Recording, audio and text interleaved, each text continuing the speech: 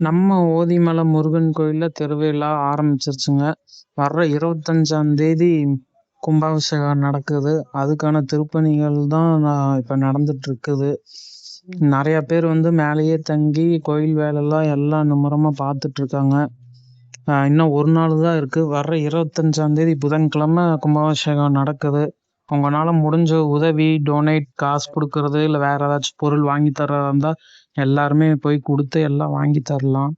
அதுவும் இல்லாமல் நீங்கள் கோயிலில் போய் ஏதாச்சும் ஹெல்ப் பண்ணணுன்னாலும் போய் தாராளமாக பண்ணலாம். யாரும் எதுவும் சொல்ல மாட்டாங்க. முக்கியமான ஒரே ஒரு விஷயந்தான், 25ஆம் தேதி கும்பாபிஷேகம் நடக்கும்போது நிறையா பேர் வருவாங்க. இந்த நிறையா பேர்த்துக்கிட்ட சொல்கிறது ஒரே ஒரு விஷயந்தான், குப்பை மட்டும் தயவு செஞ்சு அங்கங்கே போடாதீங்க. முடிஞ்ச அளவுக்கு மலை ஏறி இறங்குற வரைக்கும் அந்த மலையை ஃபுல்லாக சுத்தமாக வச்சுக்கோங்க.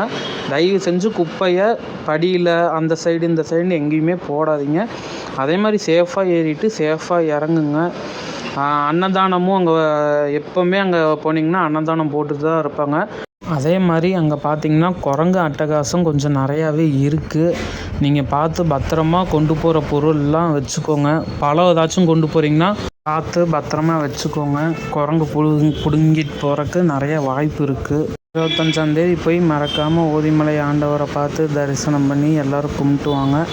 ஒருத்தருக்கு ஒருத்தர் தள்ளி விடாமல் பொறுமையாக போய் நின்று நல்லாவே முருகரை பார்த்துட்டு தரிசனம் பண்ணிட்டு வாங்க. எல்லாமே நல்லதாகவே நடக்கட்டும்.